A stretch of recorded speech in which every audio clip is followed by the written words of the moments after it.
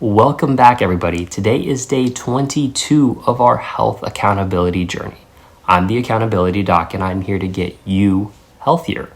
Today, I want to talk about how fiber can lower your risk of diabetes and help manage your blood sugar. But before we get there, let's check in on how you are doing. Did you get in your fiber? Did you get in a little exercise? And did you avoid some of those processed foods we've talked about? We've been on our fiber journey, and I've been pushing people to get more fiber. If you're new here, women, we recommend 25 a day. Men, 38 grams of fiber a day. It's not easy because 95% of Americans don't get enough of their daily fiber. We want to prevent colon cancer.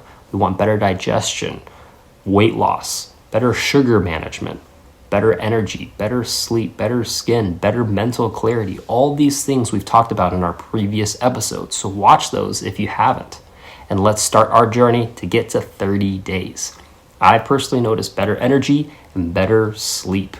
I hope that you've been noticing something that's worth it to push ourselves to be on this fiber diet to get healthier and healthier. So today, let's talk about how fiber can lower your risk of getting diabetes. And if you do have diabetes already, how it can help manage your blood sugar. Fiber is a buffer between the food that you're eating and your blood. It doesn't change the sugar content of the meal and the food that you're eating, but it fundamentally changes how your body responds to that food that you're eating. Here's the science of how fiber can lower your risk of getting type 2 diabetes. Fiber acts as a speed bump for sugar. The best benefit is that it slows down your absorption of carbohydrates, of sugar. When you're eating white bread, refined carbs, let's say, they're broken down into glucose or sugar very quickly, and it causes a spike because your body absorbs that sugar very quickly.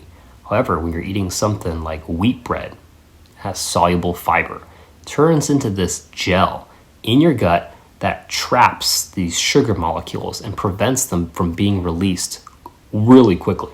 And so you don't get a spike. Instead, you get a slow leak, slow release of energy that keeps your blood sugars steady. And it prevents the highs that you see when you're eating something with a lot of sugar that your body breaks down easily. Fiber also slows your stomach emptying. We call it gastric emptying. It regulates the speed at which food leaves your stomach and enters the small intestines where that sugar is absorbed. So when you're eating a high fiber meal, it stays in your stomach longer. And by the time those carbohydrates reach your small intestines for absorption, they're delivered in small batches. Again, something stable rather than boom, right? This gives your pancreas plenty of time to release insulin, rather than that spike that you get of insulin when you see high blood sugars. So what that does is it improves your insulin sensitivity. Fiber doesn't just manage your sugar, it helps your cells listen to insulin more efficiently. When your gut bacteria ferments fiber, they produce short-chain fatty acids like butyrate. We talked about this in our previous episodes. These short-chain fatty acids travel to your muscle and your liver, and they activate receptors to improve insulin sensitivity. So your body doesn't have to produce as much insulin to get absorption done, and prevents your pancreas from spitting out too much insulin and burning out. Finally, fiber helps regulation of incretin hormones. Fiber triggers the release of specific hormones in your gut, specifically these GLP-1s, which are, again, the same hormones that these weight loss drugs mimic, like Ozempic. The presence of fiber and production of these short-chain fatty acids will signal your body to release your natural GLP-1. What the natural GLP-1 does is it tells your pancreas to secrete the right amount of insulin. It slows how fast your stomach empties and releases food. And it also tells your brain that you're full. So stop eating, and it helps contribute lower how much sugar your body is absorbing.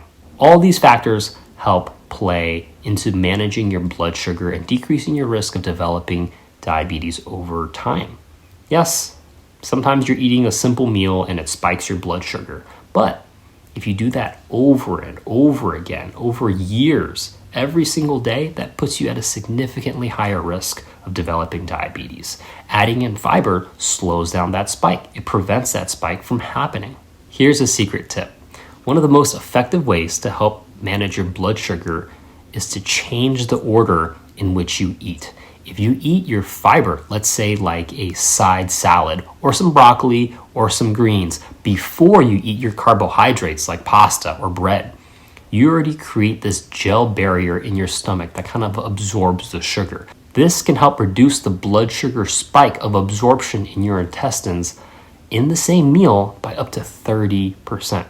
So if you have diabetes or you're really trying to prevent diabetes, eat your greens before you eat your carbs. You'll notice a significant spike in your blood sugar. That's all I have for today. I hope you've enjoyed this video. If you have, give it a like, subscribe, comment down below. I'd love to hear the progress of your health journey. Thanks for listening, and I'll see you guys tomorrow. Bye.